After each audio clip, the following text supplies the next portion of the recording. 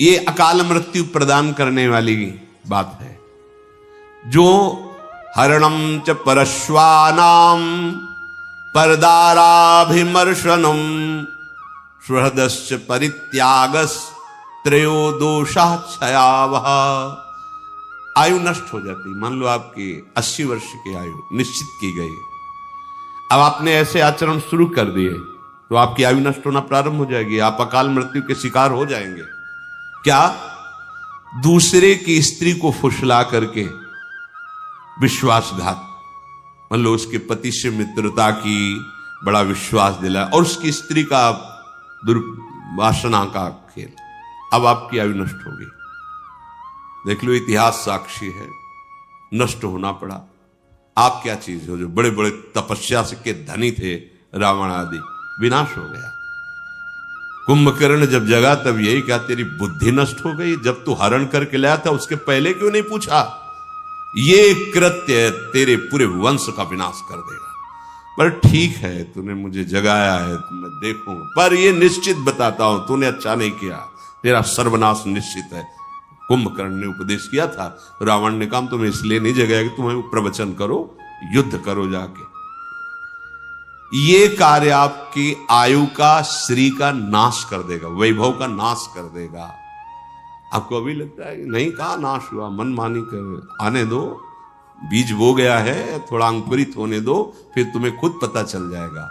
सबसे प्रार्थना है, कानून कानून है, नहीं खुल रहा है तो तुम्हें लग रहा है कि कोई नहीं जा, जिस दिन उसका फल आएगा तो उस दिन हो सकता है आपने वो कार्य ना किया हो जिसमें फंस रहे हो, पर भरपूर दंड मिलेगा आपको, क्योंकि जो जाना नहीं है वही कर्म इस समय ना होने पर भी वो दंड आपको भोगना पड़ेगा। ये बहुत ध्यान से इसलिए हम रुक के बोल रहे हैं।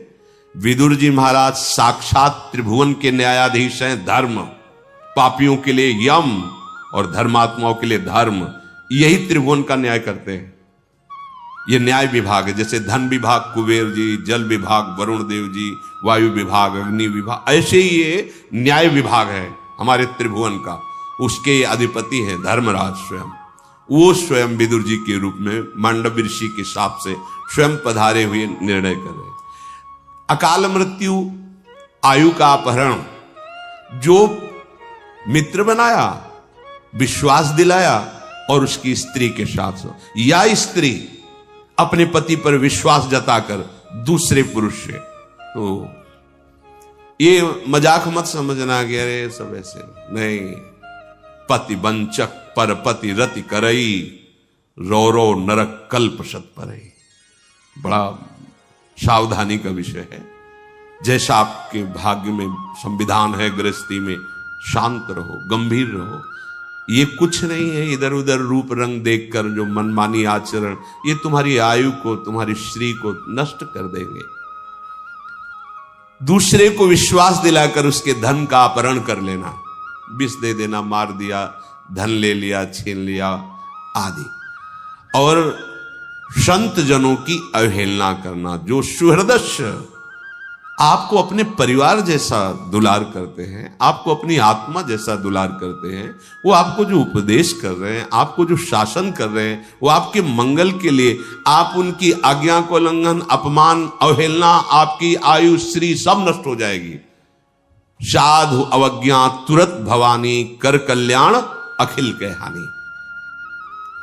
जो इन दोषों से युक्त होता है, अतिमानोति वादश्च तथा त्यागो नराधिपो, क्रोधश्चात्म विधित्सा च मित्र द्रोहश्च तानिषत्। एत एवाशयस्तीक्ष्णा कृंत्या युंश देहिनाम, एतानि मानवान घृणंती न मृत्युर्भद्र मस्तुते। जो हर समय अभिमान में भरा हुआ चेष्टा करता रहता है, उसकी आयु नष्ट हो जाती है, अकाल मृत्यु को प्राप्त होता है। बहुत सावधानी की जरूरत है। हर समय जो अभिमान में भरा हुआ है और हर समय कटु वचन बोलता हुआ अधिक बोलता ही रहता है, जिसमें विषयों के त्याग का बिल्कुल अभाव है, मतलब घोर विषयी है, और जो क्रोध करके ही व्यवहार करता है, जरा सी बात हुई जो केवल अपनी जवान, अपनी जनेंद्री पेट के पालने में ही चिंतित है, कैसे भोग भोगूं, कैसे पाऊं, चाहे वो मांस खाना पड़े, चाहे वो कुछ भी, कैसा भी। और जो प्रिय शिक्षा देने वाले मित्रों से द्रोह करता है, तीखी तलवार जैसे अंगों को काट देती है, ऐसे ये आचरण उसकी आयु को छीण कर देते हैं और वो मृत्यु को प्राप्त हो जाता है, अकाल मृत्यु को प्राप्त हो जाता है।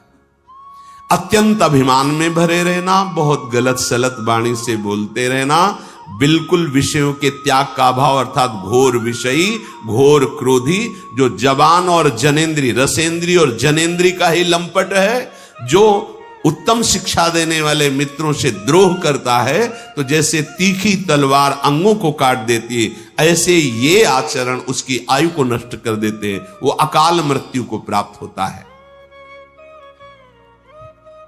जो अपने ऊपर विश्वास जता करके, विश्वस्तस्य येति यो दारान यश्चापि गुरु तल्पगा, उसको मित्र बनाता है, बड़ा विश्वास दिलाता है और फिर उसकी स्त्री के साथ समागम करता है। वहां भी सारे में वर्णन, यहां भी वर्णन। और जो पूजनीय गुरु के समान, जैसे माता है, बहन है, बड़े भाई की पत्नी है, ये सब गुरु के समान पूजनीय है। जो इनके साथ गलत कार्य करता है, इनकी आयु नष्ट हो जाती है, इनका बुद्धि नष्ट हो जाती है, इनका श्री वैभव नष्ट हो जाता है। बहुत ध्यान से सुनो, यही हमारी ऐसी गलतियां होती हैं जो हमारी बुद्धि को भ्रष्ट कर देती है, हमारे जीवन को नष्ट कर देती है। पहला, किसी से भी मित्रता करके ऐसी भावना मत करो कि उसके घर में जाकर विश्वासघात करो उनकी पत्नी के साथ, ऐसा। और जो आपकी पूज्या है, जैसे माँ है, बहन है, बेटी है, बड़े भाई की पत्नी, माता के समान मानी गई है, पूर्व में चरण छूते हैं, माँ के समान उसको समझते हैं, तो इनको गुरु तुल्य मानना। जैसे हम गुरु को आदर से देखते हैं, ऐसे बेटी के प्रति, बहन के प्रति, अपनी माता के प्रति, ऐसे बड़े भाई की पत्नी के प्रति हम ऐसे भाव, अगर ये इनके साथ गलत भाव, तो आपकी आयु नष्ट हो जाएगी, आपकी श्री कीर्ति नष्ट हो जाएगी। जो किसी के भी साथ जो नीच आचरण वाली स्त्रियां हैं, अर्थात जो अर्थ आदि के लिए अपने देह को बेचती, ऐसों के साथ उसकी आयु नष्ट हो जाती है, उसका श्री कीर्ति नष्ट हो जाती है। और जो ब्रह्म ऋषियों की प्रति अपराध कर देता है किसी भी तरह का, जैसे रसिक मुरारी जी के चरित्र में आया कि राजा ने जब देखा बहुत संत सेवा हो रही, तो उन्होंने वहां अपना अधिकार जताना, नष्ट हो जाओगे। जो भागवत धर्म की सेवा में भागवत भाव को प्राप्त हुए जन है, तो सारा वैभव उनके चरणों में लुटता है। यदि आप शासक होकर, बड़े अधिकारी होकर, या आप बलवान होकर उसका अपहरण करते हैं, तो आपकी आयु नष्ट हो जाएगी, आपका श्री तेज पुण्य नष्ट हो जाएगा। जो किसी भी अहम में आकर के ऐसे जनों से सेवा कार्य के लिए आज्ञा करता है, संत जनों से, जो ब्रह्म ऋषि जन है, भगवत आराधन परायण है, आप बलवान हैं, आप पदाधिकारी हैं, आप ऐसा, और आप उनसे आज्ञा करते हैं, तो आपके सुकृत नष्ट हो जाएंगे, आपकी आयु नष्ट हो जाएगी। जो आपकी शरण में आ गया है, अब चाहे अपने प्राण देने पड़े, पर उसका अहित नहीं होने देंगे।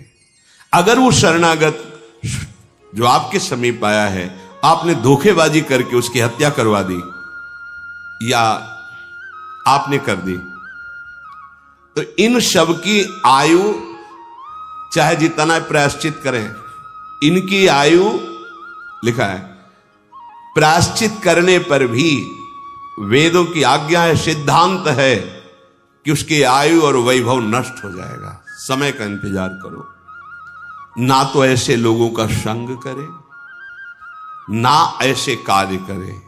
बार बार सबसे प्रार्थना की है, शराब मत पिए। क्यों? क्योंकि ये दोष बहुत भयंकर प्रकट हो जाएगा।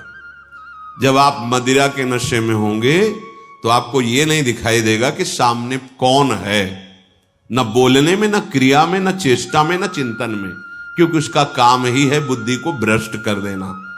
इसीलिए मना करते हैं हाथ जोड़कर, न तुम्हारे स्वास्थ्य के लिए अच्छा है, न तुम्हारे परलोक के लिए अच्छा है, न समाज के लिए अच्छा है, किसी भी तरह से अच्छा नहीं। मदिरापान करना, परस्त्री गमन करना, अभिमान भरी चेष्टा करना, अधिक गाली आदि बोलते रहना और विषयों में खूब अनुराग रखना, अर्थात विषयों का त्यागी ना होना, हर समय क्रोध नाक में रखे रहना, अपने रसेंद्री और जनेंद्री के ही भोग का केवल चिंतन करना, मित्र द्रोह अर्थात अपने मित्र पर विश्वास दिलाकर उसकी स्त्री के साथ समागम करना, और जो गुरु के समान पूज्य हैं उनके साथ ऐसी वृत्ति रखना, जो